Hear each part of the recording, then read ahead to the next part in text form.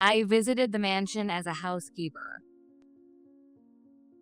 Mommy, There was my daughter, Zoe, who had passed away. I tried to step closer to her, but at that moment, the woman who had hired me suddenly stepped in between us, raising her voice. You. You were about to touch my daughter? Don't touch her. She glared at me intensely before shifting her gaze to Zoe. Rachel, I'm your mom, aren't I? oh, I'm sorry. Rachel's confession made it clear that she was my daughter, Zoe. Zoe, come with me. Without even stopping to ask questions, I grabbed Zoe's hand and rushed out of the mansion. You kidnapped Rachel, didn't you? Give me back her. The woman screamed at me as soon as I turned back to look at her. But if anyone had the right to yell, it was me. You really have the nerve to say that? You're the one committing a crime here, not me. Amy, I'm home. Wait. What? Olivia. It was her husband, Jacob, returning home. So you're alive after all, Jacob. His face turned pale in an instant. My name is Olivia Woods. I'm a 33-year-old stay-at-home mom. I live with my husband, Jacob, a business owner, and our 5-year-old daughter, Zoe. When I met Jacob through a mutual friend, he was still just a regular office worker. But after we started dating, I learned he dreamed of starting his own business. Jacob worked tirelessly to make that dream come true, studying day and night. One day, I'll be a CEO. And when that happens, I'd love for you to be by my side, Olivia. I wanted to support the man who smiled at me so confidently, so we got married. A few years later, our daughter Zoe was born, and Jacob has achieved his dream and was a CEO. Due to his jobs, Jacob was a busy man, so he left early in the morning and came home late. So naturally, I took care of everything at home. Sure, it wasn't always easy, but Zoe was a sweet kid, Jacob's business was thriving, and I was happy with our life. But lately, something had been bothering me. Jacob had been acting distant toward us. Daddy, let's play together. Daddy's busy right now. Go play somewhere else. Even when Zoe tried to talk to him, he brushed her off without a second thought. At dinner, instead of spending time with us, he just kept staring at his phone. He wouldn't even look at me or Zoe. I knew he was busy with work. But it's strange that he would be cold even to Zoe. Hey, can you please spend more time with Zoe? I pleaded with him to make more time for our family. That's when Jacob finally lifted his gaze from his phone. Are you trying to boss me around now? No, that's not what I want. I'm busy with my work. Just let me relax when I'm home. Oh, but I guess a stay-at-home mom like you wouldn't understand.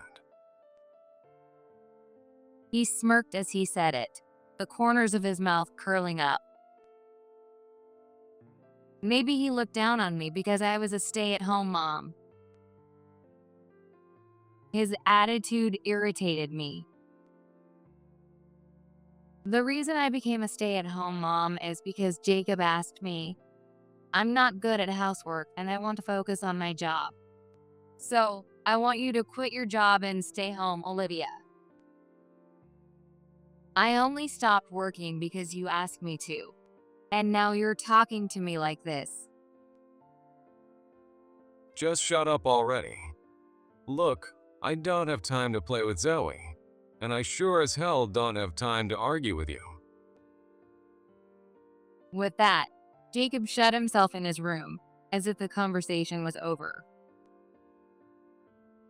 No matter how stressed he was from work, that didn't give him the right to take it out on his family. Especially Zoe was only 5 years old and just wanted to play with her dad. I couldn't keep up with Jacob's sudden change in behavior, and for a while, I felt really down. Still, I had a household to run. Despite my mixed emotions, I did housework for Zoe's Saki and Jacob's. But no matter how much effort I put in, Jacob's attitude never changed. I'm home. Hey, Olivia, hurry up and heat up my dinner. Even though Zoe was already asleep, Jacob barked orders at me in a loud voice. "Keep it down. You're gonna wake Zoe up." Who cares? I'm starving. Just hurry up and do it. His behavior kept getting worse, and eventually he even started calling me a bum. I'd put up with a lot, but this was too much. I couldn't stay silent anymore. Enough already. Who do you think cooks your meals and does your laundry? Do you think it feels good to be called a bum? I confronted Jacob when Zoe wasn't around.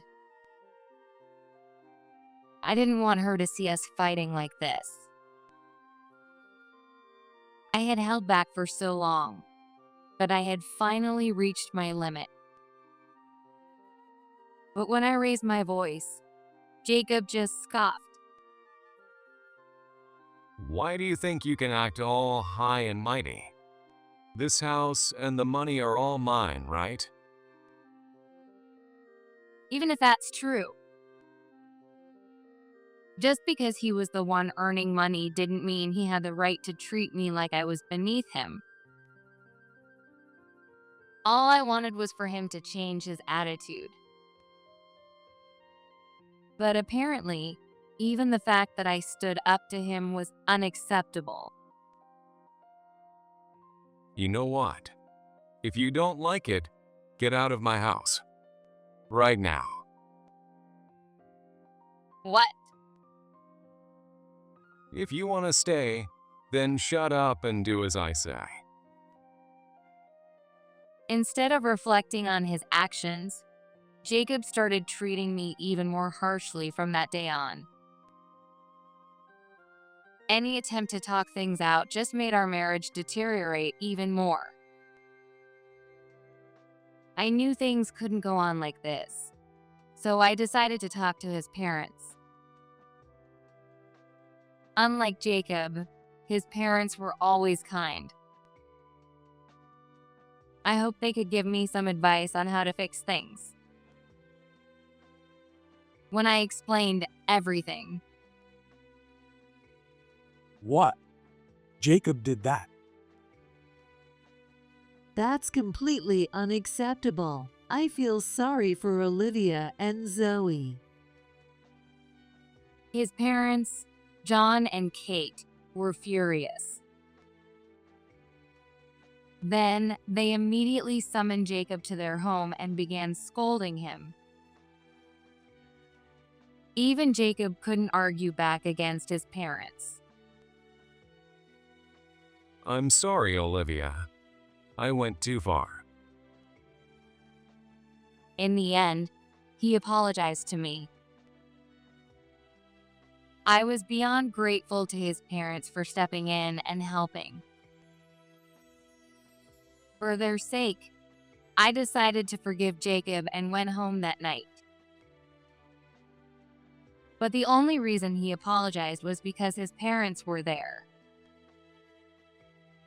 What the hell, Olivia? Would you snitch to my parents? You're just a damn bum. You don't even have the right to complain. The moment Jacob arrived home, he started insulting me just like before. It was clear he hadn't reflected on anything at all. No matter how much housework I did, he just kept calling me a bum. And I could tell Zoe was starting to pick up on the tension between us. Mommy, are you okay? Lately, Zoe had been looking at me with a sad expression, worried about me more and more. This wasn't good for her or for me. Tired of being constantly criticized, I started considering divorce.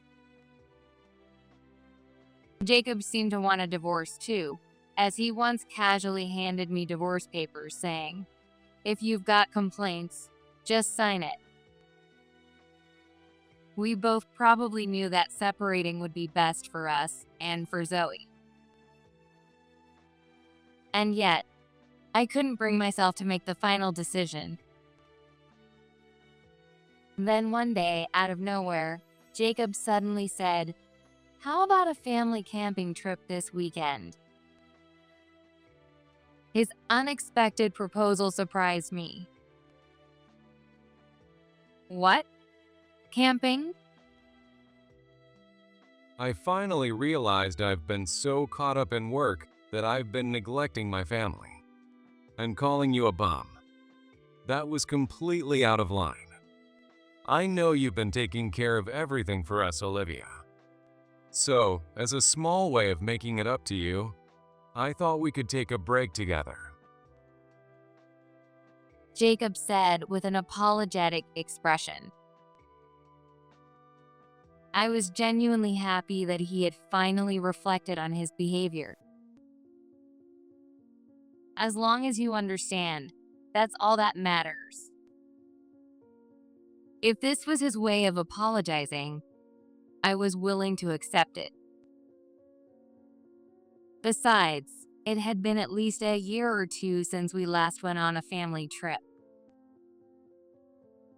Zoe is going to be so excited when she hears about this. Let's do it. Really? Thanks. And so, we planned our family camping trip. But when we arrived at the campsite Jacob had chosen, it was completely deserted. It was deep in the mountains, and there wasn't a single person in sight, not even other campers. Is this really okay? There's no one here, and we don't even have cell service.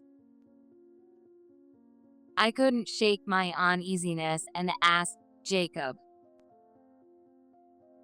He flashed a grin and casually replied, "It's fine. This is a hidden gem my friend told me about. It's rare to have the place all to ourselves, so be happy." Though I still couldn't shake my unease, I decided to make the most of the trip and fully enjoy the experience. The three of us worked together to set up our tent, and then we started preparing dinner. I'll go collect some firewood. While I cooked, Jacob went off to gather wood. Zoe was supposed to stay and help me with the cooking, but she seemed curious about collecting firewood. "I want to go with Daddy," Zoe insisted. Jacob refused multiple times, saying, "It's dangerous," but she wouldn't back down. In the end, she went with him into the forest. The strange incident happened about 30 minutes later. Suddenly, I heard a scream. No! That was Zoe's voice. There was no mistaking it. I rushed toward the voice. But when I pushed through the trees and emerged from the forest, I found myself standing before a cliff. The sight sent chills down my spine. Looking over the edge, I saw a steep drop-off leading to the ocean below. As I took in the scene, something unbelievable came into view. Caught in the branches growing from the cliff were one of Jacob's shoes and one of Zoe's shoes. No way. A terrible feeling crept up my spine, but the bottom of the cliff was too dark to see anything clearly. Frantically, I searched the forest for them, but they were nowhere to be found. I had to call the police. Giving up on searching by myself, I walked until I found a spot with cell service and called for help. The police arrived, but because of the strong waves and the late hour, they said it was too dangerous to search below the cliff that night. For several days, the search efforts continued desperately, but in the end, neither of them was found. The search was called off, and Jacob and Zoe never returned to me. Why, Jacob? Why, Zoe? For someone like me, who lost my parents at a young age, my only family was Jacob and Zoe. The shock of losing my beloved family was too much to bear, and I shut myself away for a while. I remember Jacob's parents being devastated as well, unable to cope with the loss of both their son and granddaughter at the same time. But our tragedy didn't end there. After Jacob's death, we discovered his company was drowning in debt and on the verge of collapse. If things continued this way, his employees would be in serious trouble. After much discussion, Jacob's parents and I decided to sell the company. We thought it would be better for the person who worked with him to take over the company than us who had no experience. In the end, selling the company allowed the employees to keep their jobs without worry, which was a relief. But that wasn't the end of our problems. We also discovered that Jacob had a significant amount of personal debt. Of course, I could have renounced my inheritance and avoided paying off his debts. But I couldn't bear to give up the house where the three of us had lived together. So, I chose to inherit everything. The debt was about $50,000. Since repaying the debt wasn't easy, I immediately started looking for a job and began working as a housekeeper, utilizing my experience as a stay-at-home mom. But life while repaying the debt was incredibly tough. Every month was a financial struggle. And no matter what I was doing, my mind kept drifting back to Jacob and Zoe. I knew I was getting mentally and physically exhausted. Then, 4 years passed. I finally managed to pay off Jacob's debt, and, while not wealthy, I was able to live a normal life. I still had a good relationship with Jacob's parents, and we met up regularly. After these 4 years, I had finally found a way to move forward. Then, one day, I was sent to a luxurious mansion for a housekeeping job. The client was, apparently, a family of 3. The previous housekeeper assigned to this mansion had taken a leave of absence due to illness, so I was filling in. Just looking at the house, it was clear they were wealthy. I was also advised by the previous person in charge to be careful not to be rude. With slightly trembling fingers, I hesitantly rang the doorbell. A woman, probably in her early 40s, opened the door. I introduced myself as a housekeeper and was invited inside. And then, Mommy, when I turned to the direction of the voice, there was my daughter, Zoe, who had passed away. I couldn't comprehend the situation and could only stand there in shock. Why is my lost Zoe here? If she had survived, she would be 9 years old now. And the girl standing there looked to be about 9 or 10. But more than anything, her face was exactly like Zoe's. I had looked at her photos countless times after she was gone. There was no way I could be mistaken.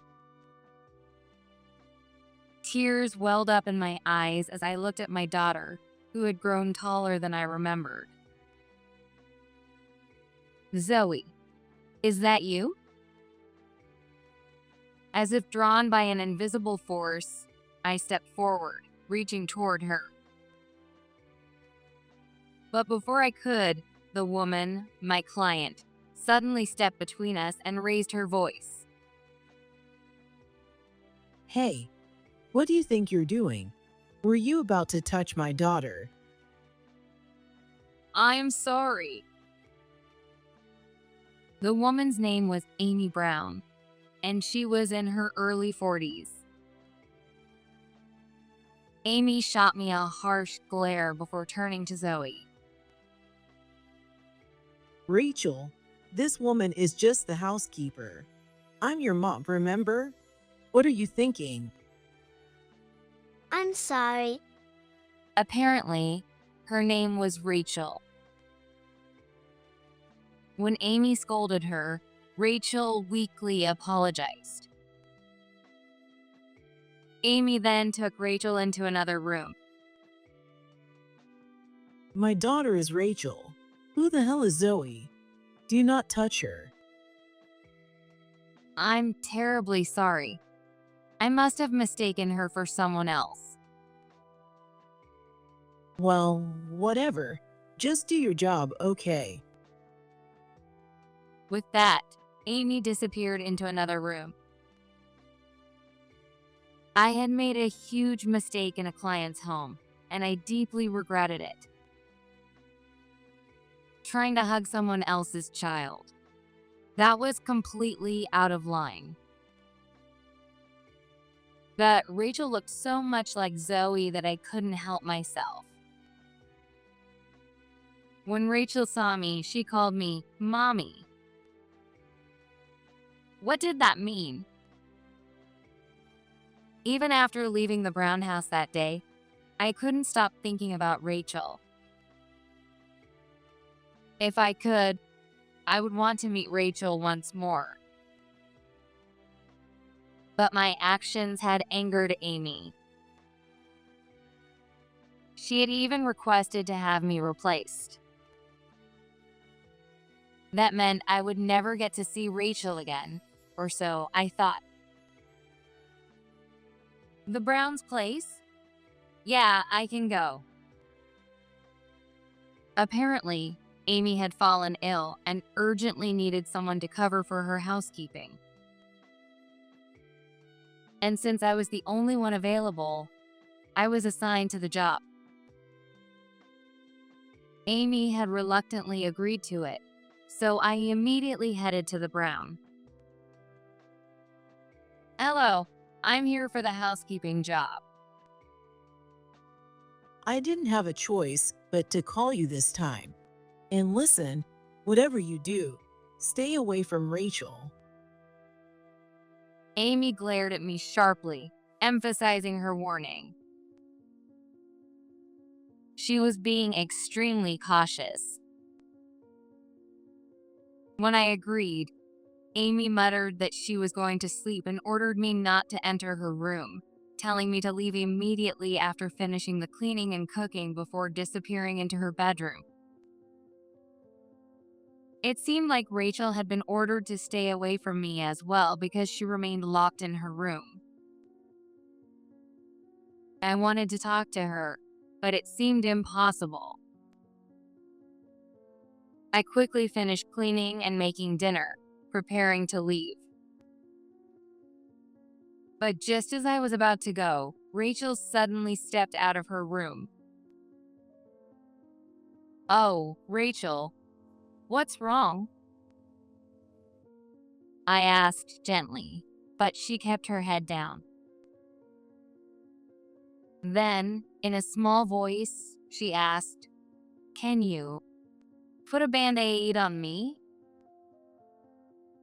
It looked like she had cut her finger on some paper.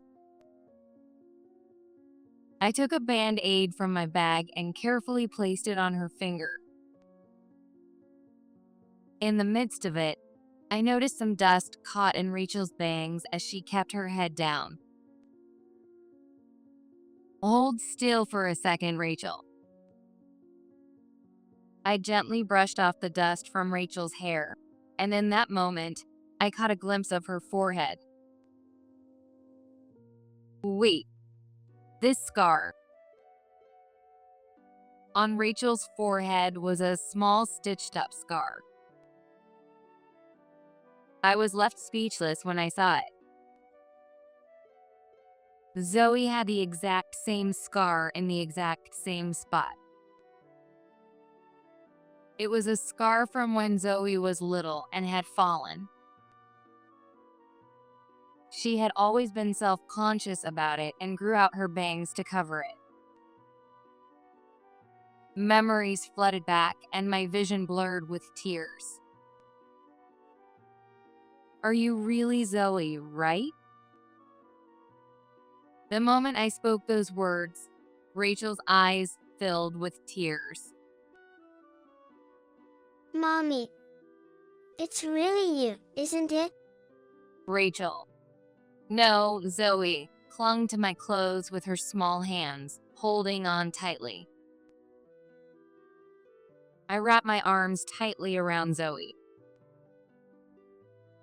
I wanted to know why she was here, but more than that, I was just overwhelmed with joy that she was alive. Silently, making sure Amy wouldn't hear, we held each other tightly, savoring our reunion. But there was no time to dwell on this moment. "Zoe, come with me." Without stopping to ask questions, I grabbed Zoe's hand and led her out of the mansion. I couldn't leave her in a place like this. Zoe held onto my hand just as tightly, as if she had been waiting for this chance to escape. After leaving the mansion, I asked Zoe about what had happened, and I was left speechless. So that's what happened. After thinking it over, I decided to leave Zoe in the care of my trusted friend and head back to the mansion. When I arrived, Amy was in a full-blown panic, having just realized Zoe was gone. You kidnapped Rachel, didn't you? This is a serious crime. Give me back her. The moment she saw me, she started screaming. But if anyone had the right to yell, it was me. "You have the nerve to accuse me of kidnapping?" You're the real criminal here. No. As I stood my ground, Amy's confidence wavered. I could see the panic in her eyes. I was about to confront Amy. Amy, I'm home. Wait, what? Olivia? Amy's husband had returned. The moment his eyes landed on me, they went wide in shock. So, you really were alive after all, Jacob. Oh no, I mean, Amy's husband was Jacob. His face went completely pale. Whether she realized the truth or not, Amy panicked and kept insisting, "Kevin, this woman kidnapped Rachel. Do something now." According to Zoe, Kevin was Jacob's alias. And Rachel, that was Zoe's fake name. I stood there, quietly listening to their exchange. why is Olivia even here in the first place? Amy, explain this. She's the housekeeper. I hired her for cleaning. Is she a housekeeper? The moment he heard those words, Jacob's face twisted in shock. She's my ex-wife, Rachel's real mother. And you let her into our house. Jacob exploded in anger, yelling at Amy. But Amy wasn't about to back down. What are you talking about? You're the one who never wanted to talk about your ex-wife.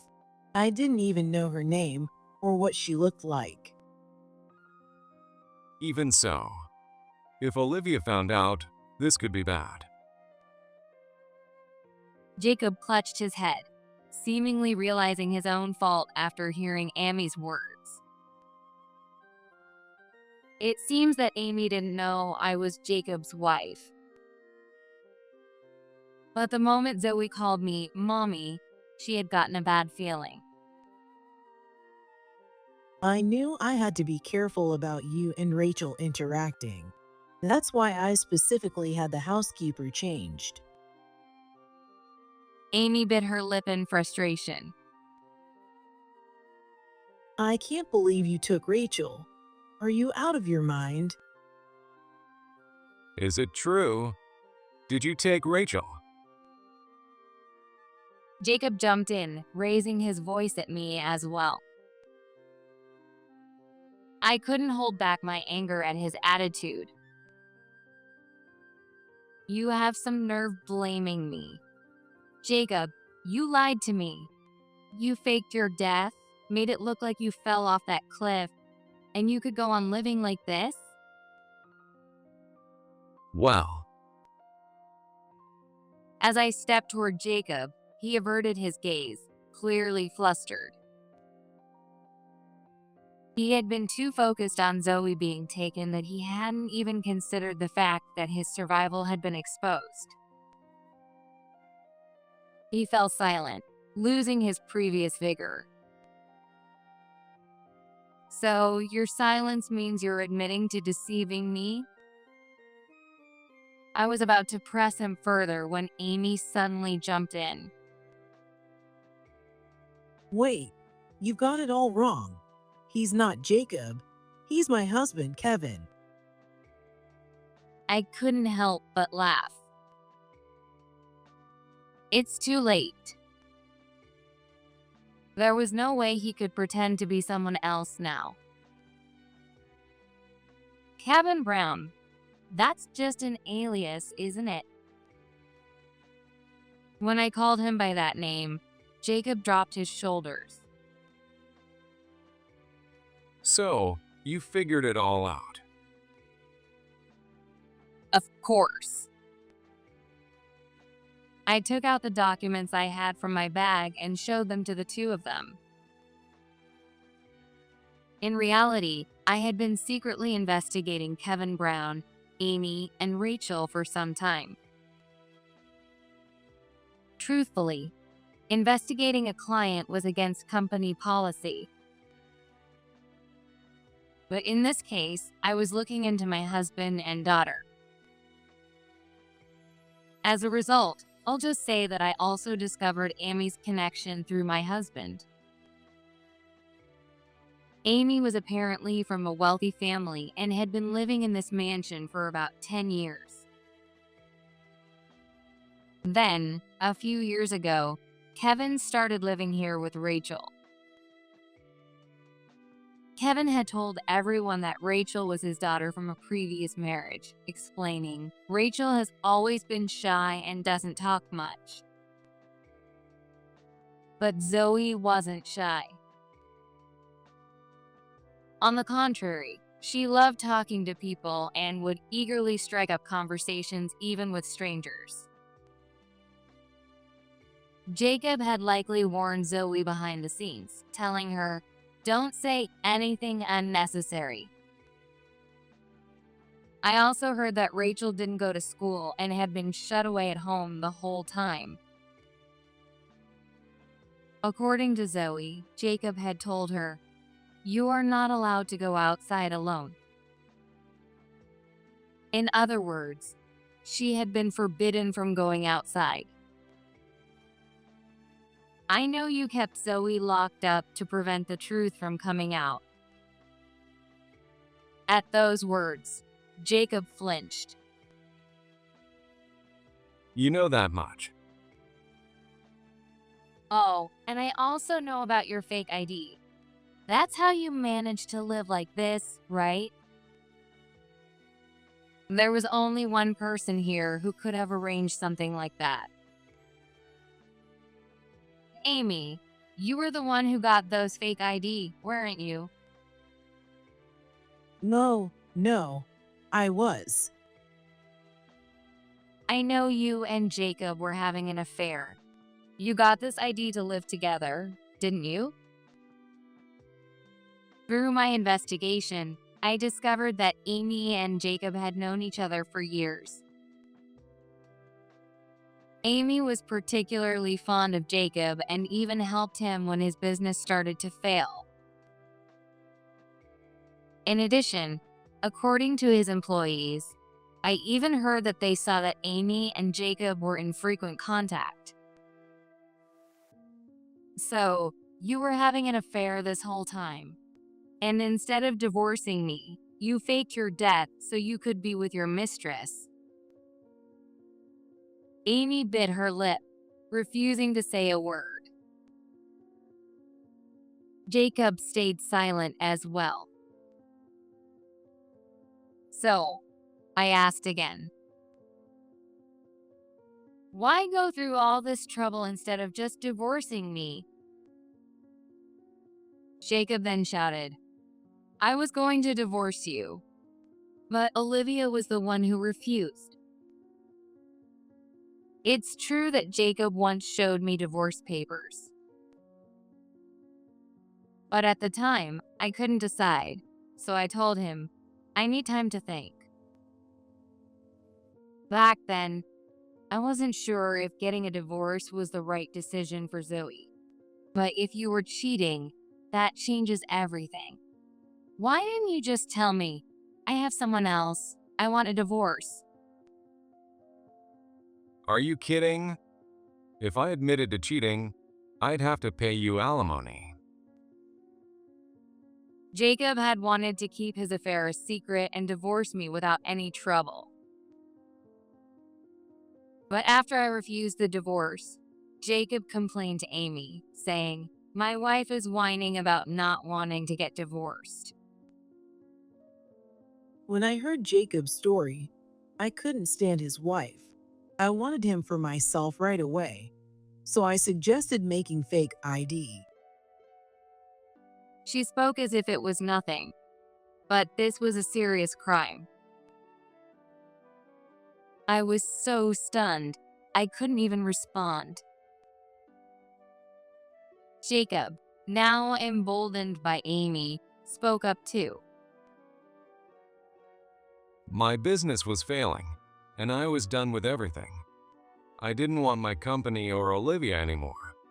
So, I decided to start over. Unbelievable. Jacob, who once dreamed of starting his own business, is no longer with me. He had worked so hard to build his company, and just because things didn't go well, he threw it all away? Do you even realize how devastated your employees were when they thought you had died? So many of them were terrified about their future without you. You played with people's lives just because it was convenient for you? But the company got sold, and things worked out, right? So, no problem. He laughed, completely unfazed. I could feel my entire body shaking with rage. One more thing. Why did you take Zoe? Do you have any idea how much I suffered these past 4 years? At this point, I didn't care about Jacob's betrayal. But I would never forgive him for taking my daughter. Then he spoke with annoyance. I wasn't planning on taking her, but she kept whining about wanting to come collect firewood with me. I couldn't refuse and didn't want to raise suspicion. So, you just took her? Jacob's original plan was to make it look like he had fallen off a cliff while collecting firewood, fake his death, and escape with Amy. But it was a miscalculation that Zoe followed him. If I had left her in the woods or by the cliff, she would have figured out I was alive. So, I had no choice but to take her with me. She was nothing but a burden to me. Kevin and I were supposed to live alone. So maybe this is the perfect opportunity. I'll give your daughter back to you. Yeah, Olivia already knows everything now. No point in keeping Rachel. After that, Jacob and Amy began living together with Zoe, but it seemed neither of them truly cared for her. I could feel my anger boiling over again. Zoe had been locked inside this house, treated coldly by a woman she didn't know. Even her own father, Jacob, had been cruel to her. For 4 years, she had endured so much pain. I will never forgive the two of them for hurting my precious daughter.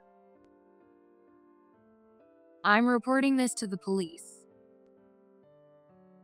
I glared at both of them and declared my intent. But instead of looking worried, they just smirked. Go ahead and say whatever you want, but it's pointless. Our ideas are so convincing that even the police wouldn't doubt them. No one's going to believe they're fake. In what? You think a kid's testimony will hold up? The cops will just brush it off as a child's imagination. They were confident they wouldn't get caught. But they were underestimating me. I reached into my pocket and pulled out a voice recorder. Too bad for you. I've recorded everything we've talked about. With this, you won't be able to deny a thing. And I've gathered plenty of other evidence. The police will love this. The moment I said that, the two of them rushed toward me with incredible force. Give me that recorder. Now. You never said you were recording. I immediately turned on my heel to escape the mansion, but the two of them, with terrifying expressions, chased after me, trying to snatch it away. Then, at that moment, Jacob, so you really are alive. Wait, Dad, Mom? Jacob's parents stood in front of the mansion.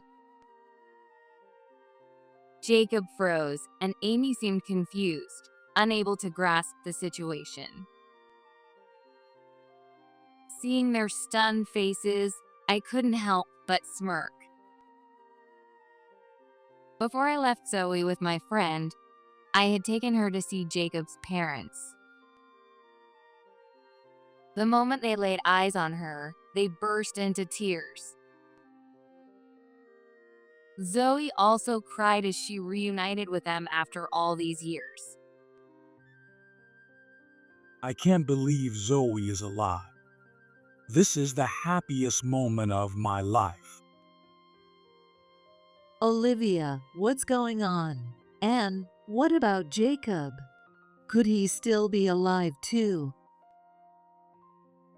Jacob's parents, hoping he was still alive, had their eyes sparkling with anticipation. Though it was difficult to say, I explained everything.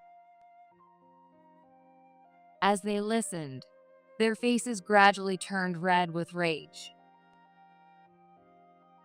Olivia, is this true? Jacob had an affair, and he faked his death while taking Zoe. I can't believe our son would do something so horrible. Olivia, we are so sorry. Please, don't apologize. Jacob is the only one to blame for this. After explaining the situation, I told them I was heading back to the mansion to report Jacob and Amy to the police. Hearing this, his parents immediately stood up. We're not letting you go alone. I'm coming with you. Me too. I have plenty to say to that disgrace of my son. Jacob's parents insisted on coming to the mansion with me. That's why I had brought them along. No way. You brought my parents. Jacob muttered, his face turning ghostly pale. It seemed he had assumed that, after all these years, I had lost contact with them. Amy, seemingly shocked by the appearance of Jacob's parents, fell silent.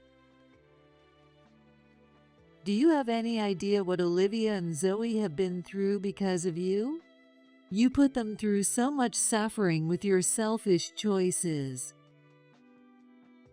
I didn't raise you to be like this.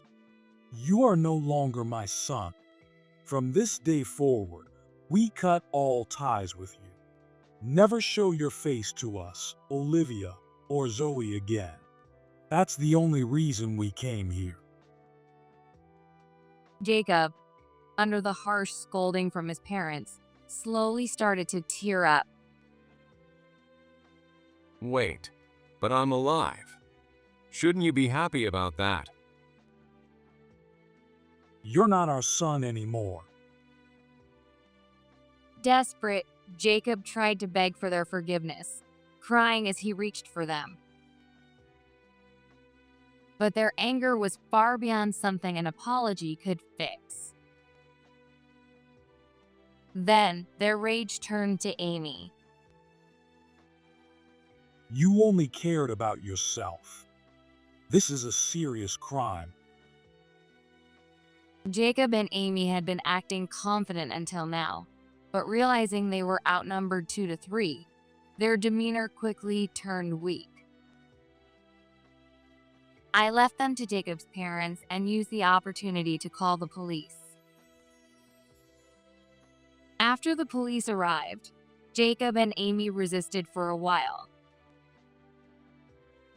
but realizing they couldn't escape, they were eventually taken into custody.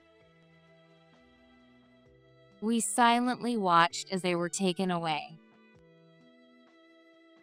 This is the worst. I was finally going to be happy with Amy. This wasn't supposed to happen. Why? They sobbed, their shoulders shaking.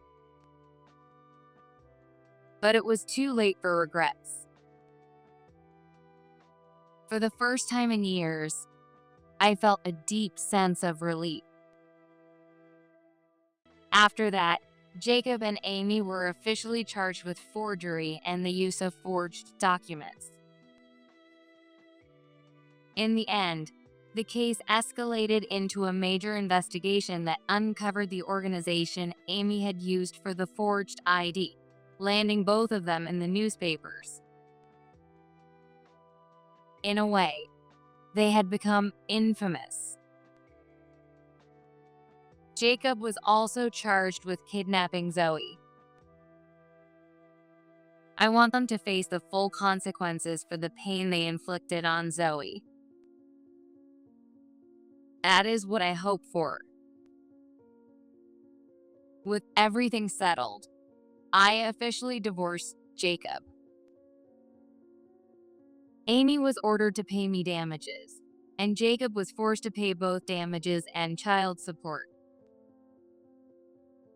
At first, Jacob protested, "I don't have any money to give you," but that excuse didn't work.